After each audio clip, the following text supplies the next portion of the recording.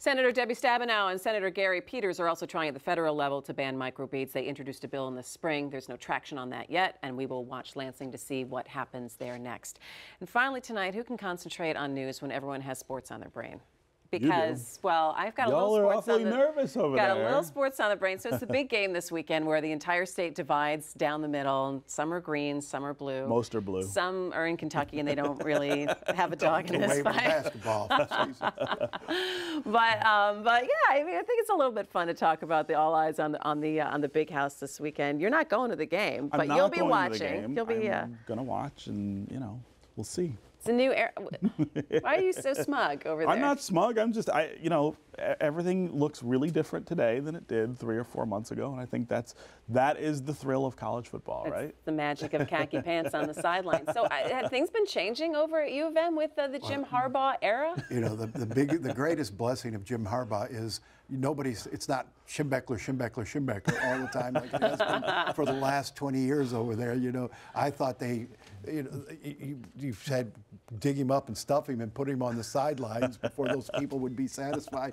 But, my favorite Jim Harbaugh story is that he has banned the trustees from the sidelines, or at least banned them from bringing hordes of people with them to the sidelines. And it's like Caesar and the senators, they loved him. And then all of a sudden he's taking away their perks and they're like, wait, he can't do that. And it's caused quite a bit of stir over there. Well, there's serious work going on the sidelines, I guess. Well, I'm a Michigan State grad, so I do believe green and white. I think it's always fun that we all get so whipped up about sports in this state, and the fact that Detroit's one of the best sports towns I think around. Well, Ann Arbor is.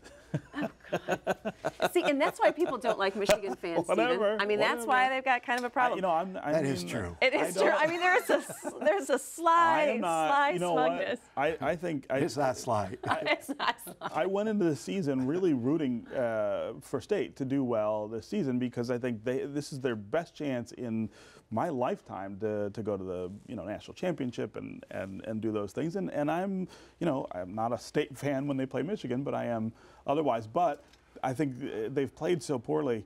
They won every game. They have, but I mean, just barely, and they Christy, have not looked good against inferior opponents. Even though they're winning. Because they have not won big. But you know what? It's never underestimate the magic of D'Antonio and when they were spoiling for a good fight. And they like being the underdog, by the way. We'll see. Like being the underdog. Hey, and by the way, what happened to the Lions? Isn't this such a shock? No.